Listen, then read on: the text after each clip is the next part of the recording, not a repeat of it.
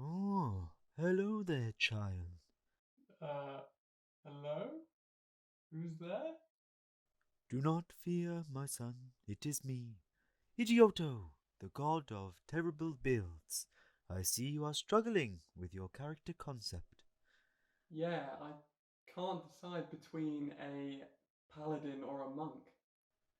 Fear not, my son, I shall send help.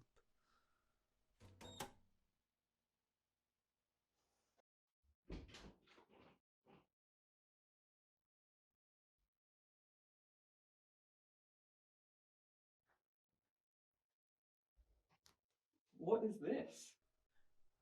Ignore the cover. It is, a disguise, yes, to hide such good secrets.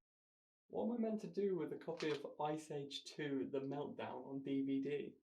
Inside you will find a disc which will possess the solution to all of your troubles.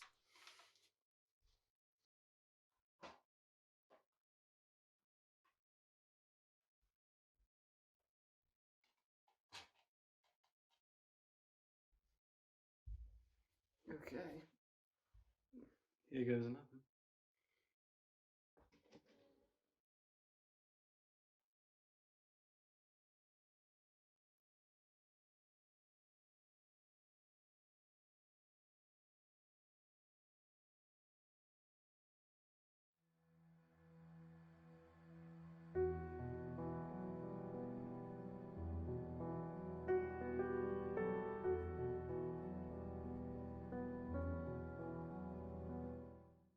Hello there, ladies and gentlemen. My name's Grimbo, and I'm going to be taking you through this guide today. So, what are we after? Paladin or Monk? Well, both have their charms, obviously. Paladin, big tank. Take down those dickhead wrongdoers with their smite, and they have the power of God and anime on their side. As for monks, well, they're fast as fuck. They can do flips and shit, and they can punch better than Chris Brown himself. Well, there's your two options, but you know I wouldn't be doing my job unless I offered you a third. And that's what I'm doing. So we get them both, we put him here, him in here, pull this little lever, and let's see what we got. Oh, there she is, ladies and gentlemen. Your perfect little paladin from the village hidden in the leaves. Personally, I call it a palank. I know it's obviously an O instead of a U, but the English language is fucked anyway, so let's just carry on. What are you doing? Multiclassing a monk and a paladin is completely unviable. Now, at this point, you might be thinking, what are you doing? Multi-classing a paladin and a monk? That's completely unviable. Well, I got a fact for you. You're wrong. So, level 1, choose monk or a paladin. Pretty self-explanatory. Doesn't matter which, just choose one depending on what you want. You want to be tanky? Go with him. You want to be more damagey? Go with him. Simple. Bosh. All you need to make sure when you do that is that you got the stats that you need to multi-class. Now, whichever class you start with, you want to get to level 2. That's because paladins will get their powerful smite ability, and monks will get their key, letting them be more flippy, dodgy, and punchy. Right, now level 3 is coming up. You can see your subclass on the horizon, and you're thinking, oh, do I multi-class now, or do I stick with it?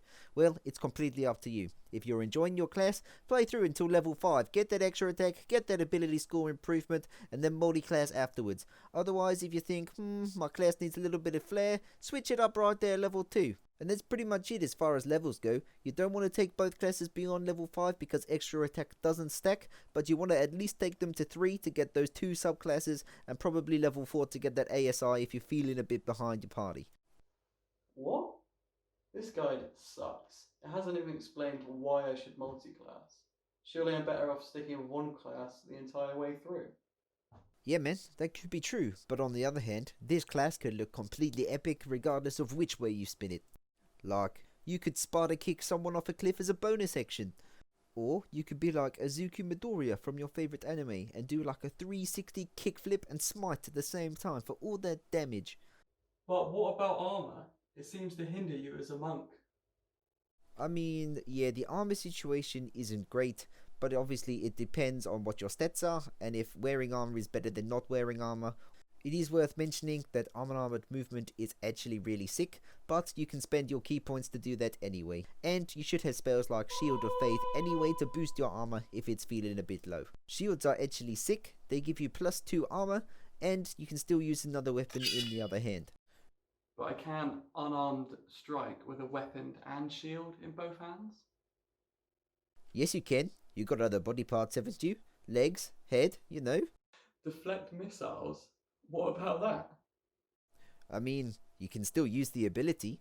It's only the catching part that requires you to have a free hand. You can still, like, bash it away with your shield.